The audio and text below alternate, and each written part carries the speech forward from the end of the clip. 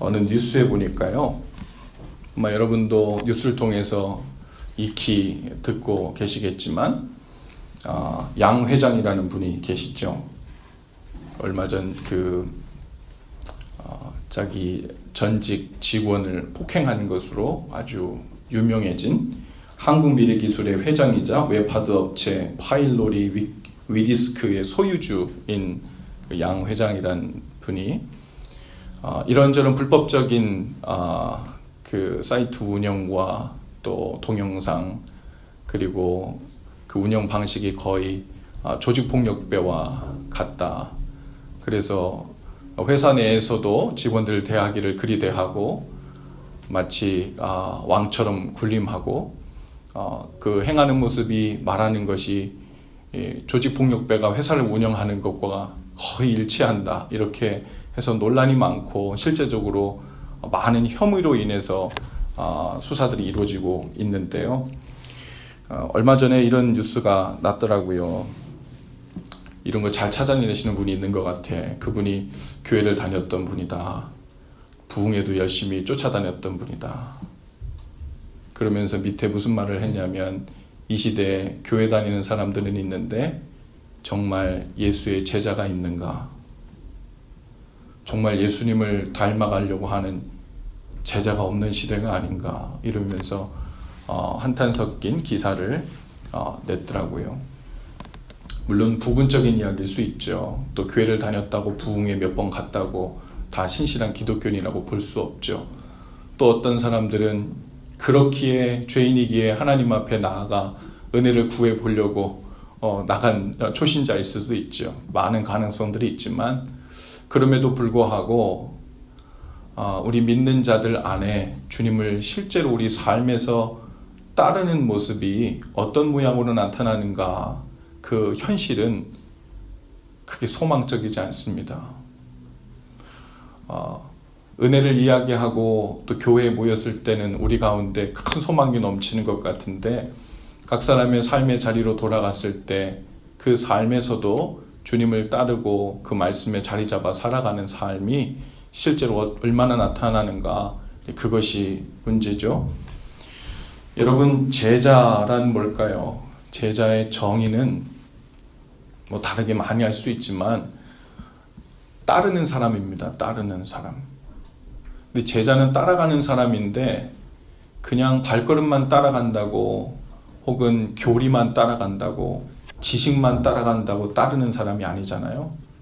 따르는 사람은 그 스승의 마음을 따라가는 거잖아요. 그 본질을 따라가는 거죠.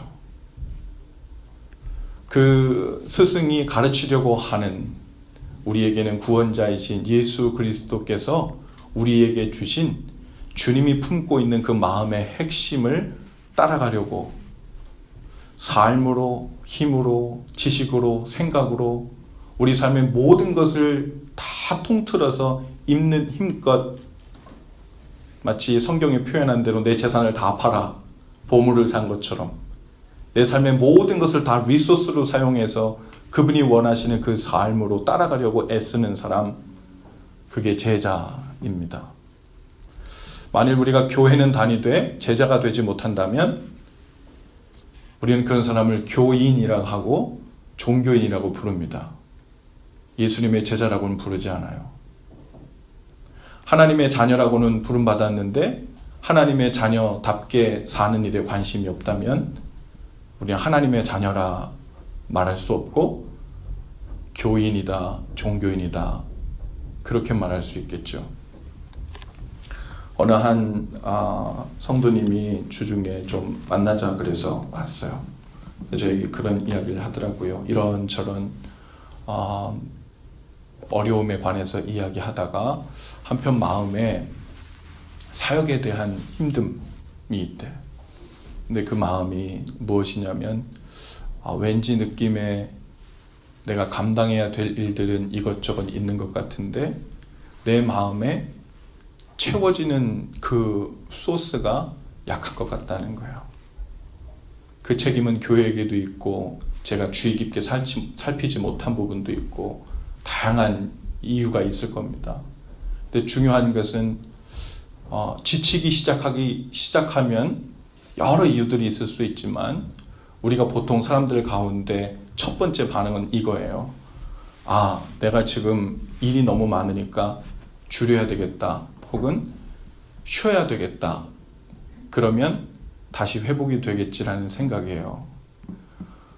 때로는 실제로 구조적으로 쉼이 필요할 때도 있고 일을 줄여야 되는 때도 있습니다. 그런데 더 많은 경우에는 본질적인 이슈는 어디에 보통 맞닿아 있냐면 아웃풋, 즉 내가 섬기고 사랑하고 봉사하고 또 내가 섬기고 싶은 영역에서 열심히 일하고 하는 부분은 아웃풋이에요. 우리 교회 4가지 예배 사랑, 말씀 사랑, 교회 사랑, 이웃 사랑이라는 4가지 구체적인 예수 사랑의 방법 중에 아웃풋은 뭐에 해당될 것 같습니까? 아웃풋의 영역 2가지가 있어요. 교회 사랑과 이웃 사랑이에요. 교회를 세우고 교회를 섬기고 하는 것은 힘이 들어가고 희생이 들어가는 일이잖아요. 그리고 이웃 사랑은 선교하고 나눠주고 평화 사역하고 정의 사역하고 마음을 써야 되는 일들이에요. 이게 다 아웃풋이거든요. 이 아웃풋이 주님의 뜻이고 해야 되는 일은 맞아요. 그런데 중요한 것은 인풋이 해결이 안 되면 아웃풋이 어느 순간 일로 바뀌어버리고 번아웃이 되고 힘들어지기 시작하죠. 사람이요, 내가 좋아하는 영역이라고 해서 일을 시작할 수 있어요. 그리고 어느 정도는요, 내가 살아왔던 가닥으로, 나의 인격으로, 또 내가 관심 있는 영역이기 때문에 또 내가 좋아하는 거기 때문에 어느 정도는 감당할 수 있어요. 근데 주님의 사역은 늘 내가 좋아하는 만큼에서 딱 멈추면 거기는 세상 사람과 다를 바가 없는 거예요. 그런데 힘에 지나도록 하는 그 영역, 때로는 참아질 수 없는 사람이 있음에도 불구하고 혹은 견디기 힘든 상황이 있음에도 불구하고 그것을 초월하여 섬기고 견디고 세우고 그 사랑을 지속적으로 표현할 수 있는 능력이 믿는 자들에게 있다면 그것은 어디서부터 와야 됩니까? 하늘에서 우리에게 내려주는 인풋, 에너지가 들어와야 돼요. 힘이 들어와야 돼요. 그것이 무엇이겠어요? 우리 교회 2가지로 얘기하면 예배 사랑, 말씀 사랑이에요. 예배, 하나님을 예배하는 것으로부터 우리가 우리의 속에 꽉 채워지고 말씀을 따르고 말씀 안에 거하고 그 말씀대로 사는 것을 통해 주님과 함께 사는 즐거움으로 우리 속에 채워지고 그 말씀을 통해 하나님이 나에게 주신 사명이라는 영적인 견고함이 우리 가운데 채워질 때 교회 사랑도 이웃 사랑도 그 수준에 맞게 감당할 수 있게 되는 거죠. 그래서 우리가 지혜롭게 생각해야 되는데 지금 내가 하고 있는 사역들, 감당하고 있는 일들, 이것을 정말 가능케 하기 위해서, 더 풍요롭게 하기 위해서 나에게 정말 필요한 건 어쩌면 가장 먼저 하나님과 나 사이에 영적으로 공급되는 그 인풋의 루트가 잘 마련되어 있는가, 끊겨져 있는가, 혹은 멈췄다 들어왔다 나왔다 하고 있는 것은 아닌가? 왜 나는 좋은 일을 하면서도 마음에 힘들 때가 있지라는 마음이 혹 들기 시작하면 그 부분들을 함께 점검해야 될 필요가 있습니다. 그래서 이것이 밸런스를 이루어야 되거든요. 그래서 우리 교회 내갈 사역 방향이 십자가 모습이 밸런스를 이루려고 이렇게 만들었어요. 주보를 펴도 왼쪽에는 인풋, 오른쪽에는 아웃풋이에요. 똑같은 사이즈의 박스로 만들었어요. 이게 상징성이 있거든요. 교회도 전체적으로 우리가 인풋만 해서도 아니고 아웃풋만 해서도 안 되거든요. 개인도 마찬가지입니다. 인풋만 해도 안 되고 아웃풋만 해도 안 돼요. 이것을 하나님 앞에서 정직하게 돌아보면서 밸런스를 맞춰가고 점점 풍요롭게 되어가려고 하는 방향성이 잡혀지면 우리의 신앙생활에 그림이 그려지는 거죠. 오늘 말씀에 보면 다윗이 하나님의 말씀을 너무나도 사랑한 나머지 입에 읊조리고 또 읊조렸다 이런 표현이 나옵니다. 하나님의 임재라는 단어, 이게 아주 중요하고 소중한 인풋에 있어서 아주 소중한 단어인데요. 우리는 예수님과 동행하고 그분 안에 사는 것을 구체적으로 눈으로 보고 싶어 합니다. 근데 우리가 아주 잘 알듯이 예수님 눈에 보이지 않잖아요. 그럼 우리는 예수님이 우리에게 오시는 것, 임재라는 말의 뜻이 온다는 말이에요. 우리가 하나님의 임재 가운데 있다라는 말은 하나님께서 오셔서 나와 함께 계시다라는 뜻이거든요. 하나님과 함께 있음을 경험하지 못하면 우리는 채워지지 못해요.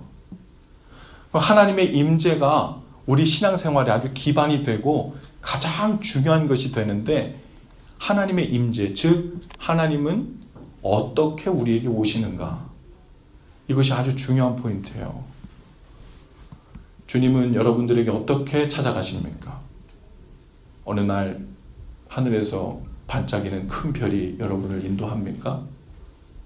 꿈속에서 주님이 나타나셔서 아주 카리스마틱한 모습으로 한 말씀 하고 가끔 나타나세요?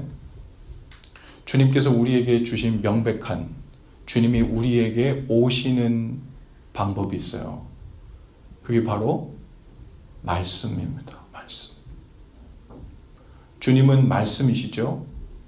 그래서 주님이 우리 가운데 오신다고 할 때, 그분이 우리 가운데 오셔서 임재하고 있다는 것을 어떻게 아냐면, 우리 안에 주님으로부터 받은 말씀이 머물러 있는가 없는가로 아는 거예요. 보이지 않는 주님과 함께 한다 그러면서 나는 주님과 늘 동행해 그러면서 은혜 가득한 표정으로는 살고 있는데, 그 사람이 말씀을 읽지도 않아, 말씀을 듣지도 않아, 말씀을 생각하지도 않아, 그것에 별 관심이 없는 사람이야. 그러면요, 제가 예언컨대 100% 거짓말이에요. 주님이 우리 안에 있다는 확신은 그분의 말씀을 품고 있는 것으로 증명되는 거예요. 그분이 우리 가운데 머물러 있다는 말은 보이지 않는 그분이 내 안에 주신 말씀을 내가 붙들고 있을 때 그분이 내 안에 머물고 있다는 것을 확신하게 되는 거거든요. 그 말씀이 우리 가운데 머물러 있고 잡고 있게 되면 그 말씀을 너무 사랑하게 되고, 그 말씀을 내 안에 머물러 있는 그 상태가 지속되면요, 그분을 사랑하고 나를 향한 그분의 사랑이 내 주위를 환기시키고 있다는 증거가 우리 삶 가운데 경험됩니다. 그러면 내가 주님을 사랑하고 있구나, 주님이 나를 사랑하고 계시구나가 느껴지고 경험되는 거예요. 여러분, 처음 주님을 만났을 때 하나님이 날 정말 사랑하시는구나, 나를 위해 독생자 아들을 보내셨다는 말이 거짓말이 아니구나, 이토록 사랑하시는구나, 그걸 어떻게 하셨어요? 길을 걸어가다가 그냥 갑자기 마음에 그런 생각이 들었습니까? 그렇지 않아요. 하나님의 사랑은 늘 말씀을 통로로 옵니다. 그리고 말씀을 통로로 우리 가운데 거하고 계심을, 우리 가운데 오셨음을, 그리고 때로는 우리가 하나님과 멀어져 있음을 알게 되는 기준이 되는 거예요. 그러니 이 말씀이라는 것은요, 하나님 자신입니다. 우리 계속 눈을 이야기하잖아요. 태초에 말씀이 계셨는데 그 말씀이 하나님과 함께 계셨고 그 말씀은 곧 하나님이셨다. 그리고 그 말씀이 육신을 입고 이 땅에 오셨는데 우리가 그분을 예수 그리스도라 한다. 지금은 그분이 다시 신령한 몸을 입고 하늘에 올라가셨지만 그분은 지금도 날마다 성령을 통해 우리에게 오시는데, 말씀이신 그분께서 말씀으로 성령을 통해 우리에게 오시는 거예요. 그것이 경험되면 주님이 나와 함께 계시다, 임마누엘 하나님이 믿어지기 시작되고 경험됩니다. 그것이 경험되면 주님이 날 사랑하는구나, 내가 하나님의 자녀이구나 라는 것이 동시에 믿어집니다. 말씀이 매개체예요. 그러니 이 말씀과 붙고 떨어지는 일은요, 영적인 생명과 관련된 일이죠. 선택해서 난 요즘 말씀에 좀 등한시한 것 같은데 요즘에 성경 공부 좀 해볼까? 이런 마음으로 잠깐 오가서 대할 이야기가 아닌 거예요. 이건 우리 신앙생활의 아주 본질적인 부분입니다. 하나님의 그 임재, 주님의 오심, 그것에 관련해서 다윗은 오늘 97절 말씀에서 이렇게 이야기해요. 하루 종일 작은 목소리로 말씀을 읊조리나이다. 여러분, 다윗은 어떤 사람이었을까요? 태생이 책을 읽기 좋아하고 말씀 보는 거 좋아하고 조용한 성격이어가지고 다윗이 이렇게 작은 소리로 읊조리고 그랬을까요? 하나님께서 기뻐한 사람들 중에, 성경의 인물 중에 제가 느끼는 이 피부 온도에는 하나님께서 다윗을 가장 기뻐했던 것 같아요. 그런데 하나님께서 다윗을 왜 그렇게 기뻐했을까요? 오늘 말씀에 힌트가 있는 것 같아요. 다윗은 뭘 했대요? 종일 하루 30분 떼어놓고가 아니고 하루를 시작하는 첫 시간이 아니고, 그것도 중요하지만 다윗은 하루 종일 작은 목소리로 말씀을 읊조리나이다. 여러분, 중얼중얼하고 우리 입에서 무언가가 나올 정도 되면 그 전에 배경이 있습니다. 바로 그 사람의 마음과 생각은 중얼거리고 있는 내용으로 꽉 차 있는 거예요.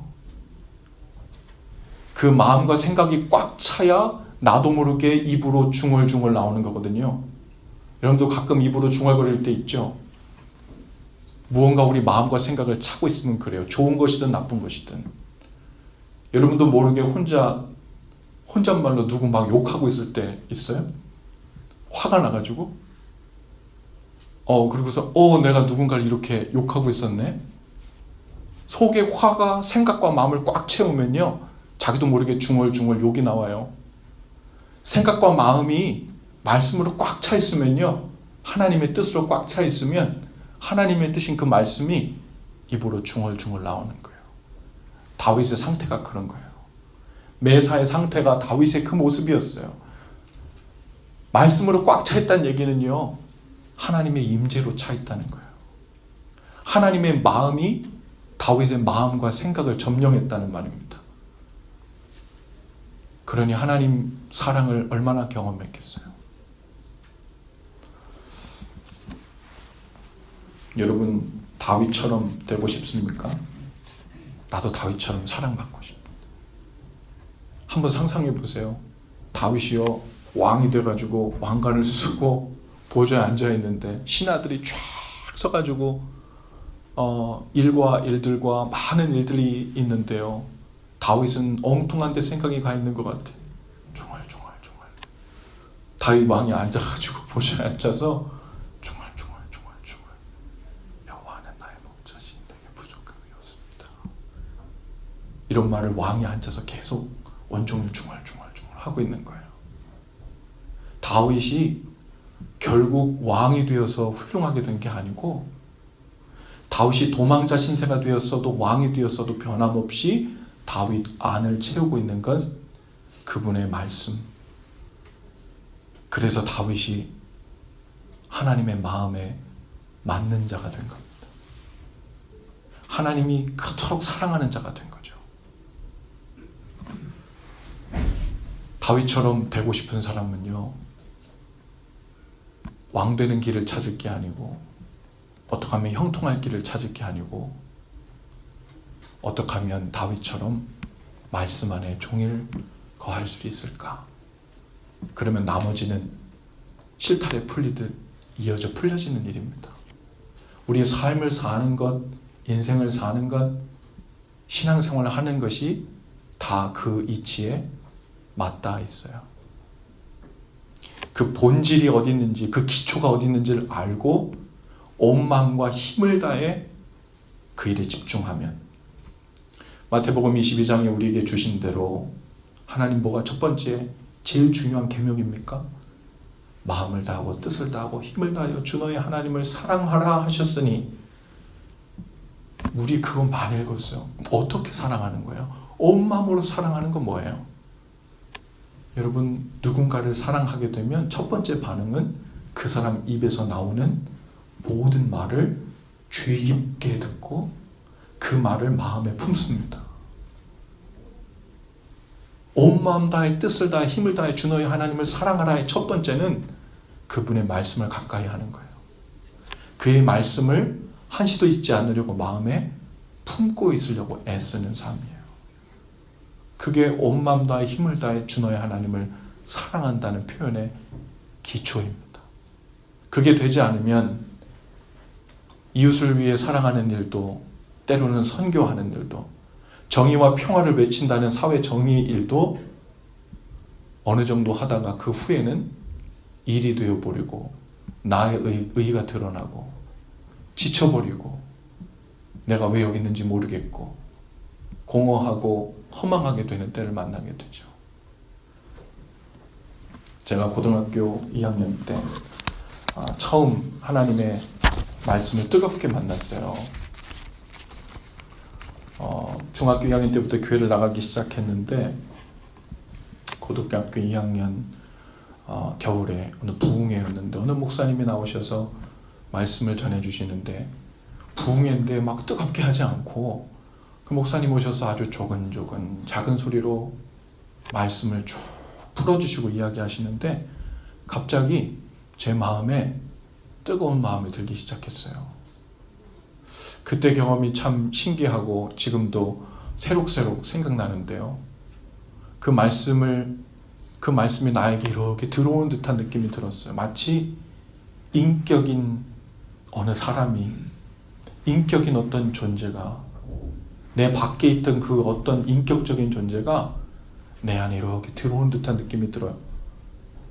무엇을 통해서요? 내가 말씀을 들을 때 그것을 통로로. 근데 그때부터 제 안에 그 말씀에 대한 사모함이 불릴듯 일어났어요. 보이지 않는 예수님을 찾아 밖으로 나선 게 아니고 40일 금식 기도에 들어가가지고 하나님의 특별한 보이스를 듣겠다고 애쓴 게 아니고 그 다음날부터 제 안에 생긴 확연히 달라진 건 말씀에 대한 사모함, 갈급함, 그리고 말씀을 읽고 들을 때마다 그것이 얼마나 내 귀에, 내 입에 우리 아까 교동문 한 것처럼 송이꿀처럼 단지 밥을 안 먹어도 배부를 것 같아요. 고등학교 2학년을 마치고 고3이 됐는데요. 수험 공부를 해야 되는데 야간 자율학습을 하면서 종일 말씀만 보고 있는 거예요. 밤 12시까지 학교에서 야간 자율학습을 하고 집에 이렇게 따로 차를 마련해가지고 동네마다 이렇게 라이드를 받았었는데 공부는 10시부터 12시간 2시간씩 밖에 안 했어요. 은혜죠. 그리고 대학 간 거는. 그리고 계속한 건 말씀을.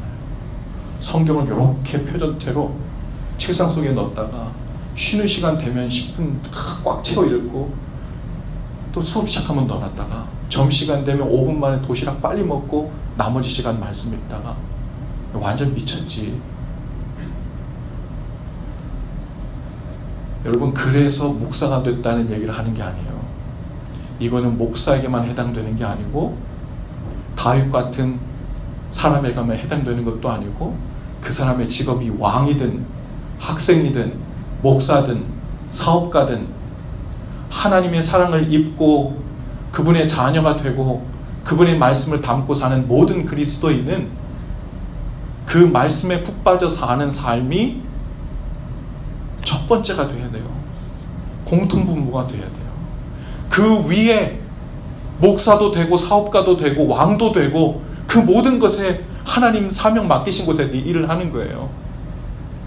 하나님이 나에게 주실 어떤 특별한 선물이나 특별한 직책이나 특별한 사명을 감당하려고 말씀이 선물로 복으로 필요한 게 아니고 주님의 말씀을 사랑하고 그분 안에 거하는 삶이 우리의 삶 가운데 계속 이어지게 되는 것, 그것이 인풋이기 때문이기도 하지만 더 중요한 건 우리가 그분의 사랑 안에 머물러 사는 것이 하나님 나라이기 때문에 그렇습니다. 그 사랑 안에 머물러 살 때 우리는 그제서야 하나님의 형상을 회복하고 정말로 살만나게 사는 것이기 때문에 그래요. 하나님의 임재 연습이라고 하는 유명한 책을 쓴 로렌스 형제라는 분이 있는데, 그 책에 보면 언젠가 우리 추천 도서에서 한번 나올 것 같아요.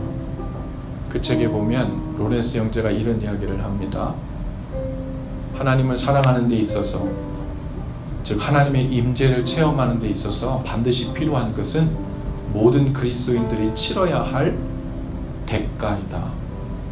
하나님의 임재가 나에게 있었으면 좋겠다고 하면서 그 임재를 체험하지 못하는, 그 임재 가운데 살지 못하는 대부분의 이유는 대가를 치르지 않는다는 거예요. 여러분, 그 대가는 하나님 말씀 앞에 나아가는 거예요. 우선순위를 정하여 그분 앞에 경배하고 무릎 꿇는 거예요. 그리고 그 말씀으로 내 생각이 점령당하고 내 마음이 점령당하고 내 입술이 그분의 말씀으로 읊조릴 정도로 채워질 때, 여러분, 그 안에 그때부터는 이제 선순환이 이루어지는 거예요. 그냥 둬도 우리의 삶에, 그 이전에는 그렇게 해결해 보려고 애를 쓰고 사람을 부르고 물어보고 쫓아다녀도 안 되던 일이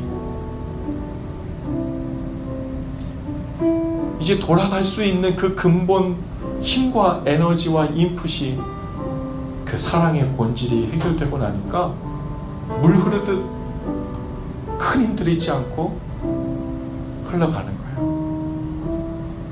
왜요? 처음에는요, 하나님의 사랑을 온전히 알지 못해서 말씀 가운데 나아가는 일이 피곤하고 힘들어요. 그런데 말씀이 우리 가운데 들어와 그 사랑의 깊이와 넓이와 높이가 경험되기 시작하면 그 다음부터는 내가 너무 좋아서 그분 안에 달려가게 되거든요. 내가 너무 좋아서 그분 말씀 앞에 자꾸 나가게 되거든요.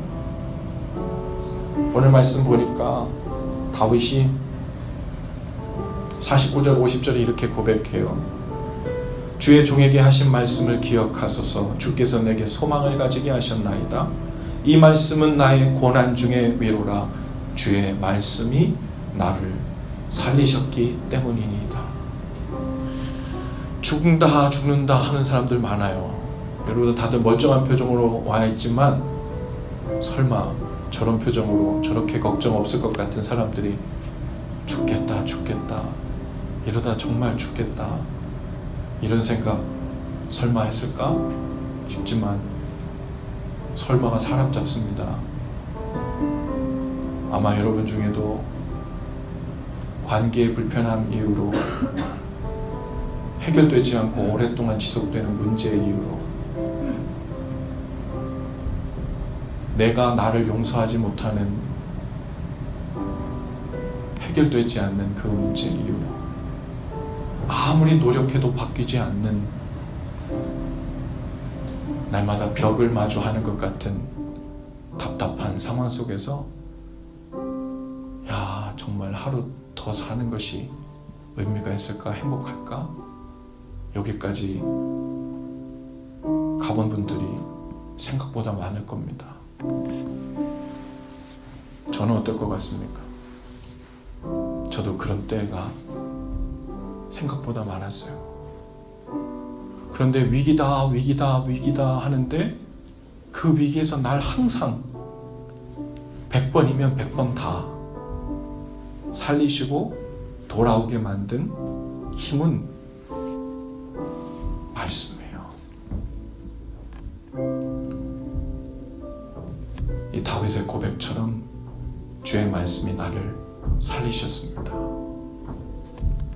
가장 위험하고 불쌍한 사람은 하나님을 안다고 하는데 죽을 것 같은 경계선에서 어디로 가야 될지 모르는 거예요. 말씀으로 나아갈 줄 모르는 거예요. 그 말씀이 살리는 영인 것을 알지 못하는 거예요. 그런데 똑같이 힘들고 소망이 없어도요, 말씀께 붙들리면 이런 나의 삶에도 소망이 있다. 이런 가정에도 소망이 있다. 이런 부부 관계도 소망이 있다. 이렇게 여전히 부족하고 발걸음을 떼는 내 발걸음이 그 진보가 거의 어제나 오늘이나 변함이 없을 것 같아 답답해도 그래도 말씀이 임하면 소망이 있어요. 말씀은 우리 모든 것을 새롭게 합니다. 믿으십니까? 그 당시에 다윗의 고백만이 아니에요. 보이지 않던 그 말씀이 보이는 육신으로 오셨다가 이제는 더욱 그 말씀을 우리에게 더 가까이 와서 더욱 정확하게 더 세미한 음성으로 들려주시기 위하여 성령을 보내주셨어요. 성령을 통해 말씀을 가져와 주시고 성령을 통해 말씀이신 주님께서 우리를 찾아오실 때 그 말씀과 맞닿을 때마다 우리는 생명을 경험하게 되는 줄로 믿습니다. 우리 12월 31일 언약갱신 예배 때 말씀 사랑에 관한 서약서를 내면서 여러분들이 그 서약서를 봉헌했는데 새해는 어떻게 말씀 사랑을 실천하고 애쓸까 이렇게 쭉 보면서 몇 가지를 정리해봤습니다. 어떤 분이 이렇게 얘기해요. 아침에 찾아가는 새벽기도 말씀으로 이 아침을 꾸준히 열겠습니다. 기쁨의 언덕으로 묵상지를 매일 묵상하겠습니다. 하루 일과를 시작하기 전 무엇보다 말씀을 먼저 읽겠습니다. 중단했던 큐티를 다시 시작하겠습니다. 한 달에 한 권 신앙서적 읽기를 완수하겠습니다. 시간 날 때마다 성경 한 장씩 읽겠습니다. 제 이거 보면서 제일 위험한 시간 날 때마다. 시간 날 때는 없어요. 우리는 시간이 나면 거의 무의식적으로 그 시간에 뭐 할지를 내가 원하는 것을 채우거든요. 그러니 시간 날 때 성경 읽는 일은 일어나지 않아요. 제자 훈련과 말씀 동행 모임에 성실히 참여하겠습니다. 주님 주시는 말씀에 순종하고 기억할 것이며 묵상 일기에 잘 정리하겠습니다. 새벽기도 말씀을 출퇴근하며 듣겠습니다. 출근할 때 한 번, 퇴근할 때 한 번 듣겠다는 건지 시간 날 때가 아닌 매일 시간을 내서 말씀 묵상하고 기도하겠습니다. 이분은 뭔가 결심이 있는 것 같죠. 아빠의 새벽기도 말씀을 매일 듣겠습니다. 누굴까요, 얘는? 아이들과 예수님이랑 나랑 매일 열심히 하겠습니다. 아마 아이들 큐티 책으로 나오는 것 중에 아마 책 제목이 예수님이랑 나랑이라는 게 있나 봐요.